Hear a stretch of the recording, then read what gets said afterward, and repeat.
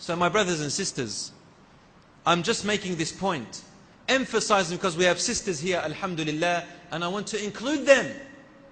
I want them to know that they play a huge role in the success of this ummah. Let me add one more thing before I get into my topic and get the ball rolling, as they say. Just a little bit more emphasis. I want to include our sisters among the young men in this struggle, in the cause of Allah subhanahu wa ta'ala. Do you know who is behind the great Imams Malik, Shafi'i and Ahmad ibn Hanbal, among many others? Do you know who are the great ones behind them? Do you know how they became the great Imams of all time after the Tabi'een? It was their mothers. Do you know how old their mothers were? They were not more than 30 years old. Do you know how old Imam Ahmad's mother was when she subjected him to the education and knowledge? She was 18 years of age. 18. She was a widow. Widow.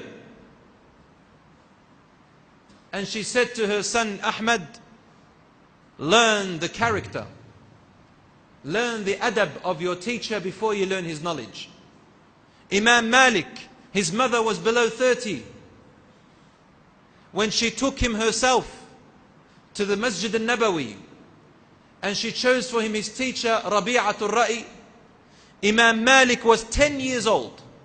How old was he? 10. And he had memorized the Quran. And she said to him, learn from Rabi'ah his character before you learn his knowledge. She was the inspiration. Do you know what Imam Malik wanted to become before he became a scholar? And scholar is an understatement. Before he became al-allama, an emblem of knowledge, he wanted to become a singer. Do you know what to become? A singer. Because he had a nice voice and he used to sing. So he was very good looking.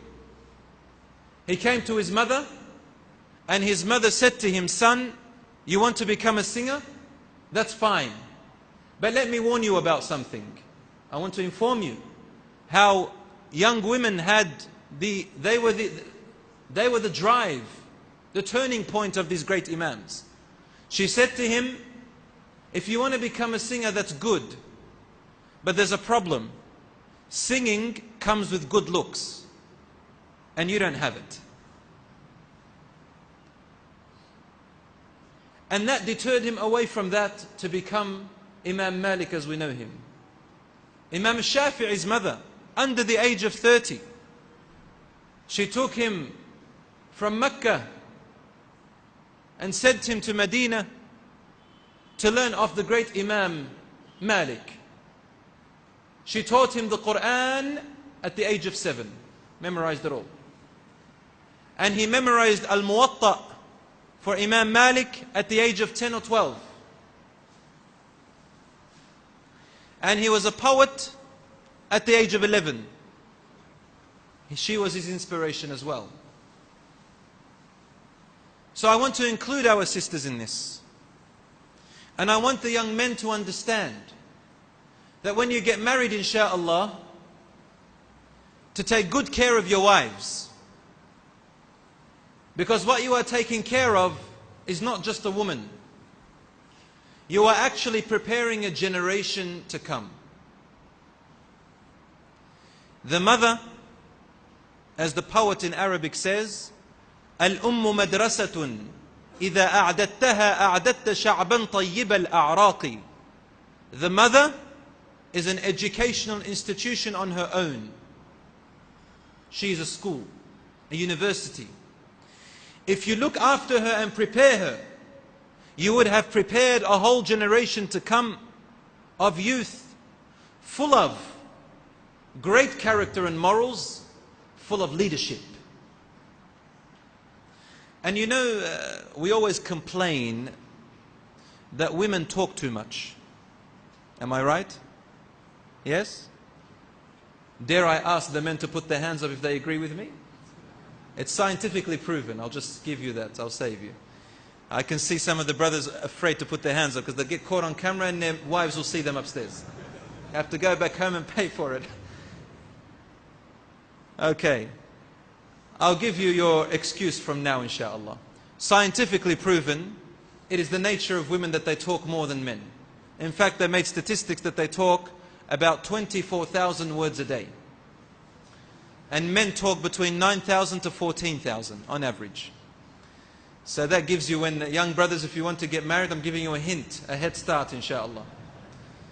You go and work and you come back home. If you've already used up your 14,000 words, you've still got another 10,000 to go. You have to listen. And I'll give you some advice, inshallah, for the newly wedded ones, inshallah. So, why do they talk so much? There is a wisdom behind that. Children, it's not easy for them, children under the age of 10, it's not easy for them to understand something very quickly. They need to be spoon-fed. Do you agree with me? Those of you who are parents. Children need to be spoon-fed. So they require more words to explain things. Me as a father, I know this. If I come to explain my son or daughter something, I can't be bothered to explain too much. I choose minimal words which have big meaning, and if he doesn't get it from the first or second time, I get frustrated. I say, go to your mother. But the mother keeps going on and on and on and on and on, and the child asks 1,000 questions. I say, explain to him. I'll be the introduction, you be the body, and then I'll be the conclusion. Bring him when you want me to make a conclusion.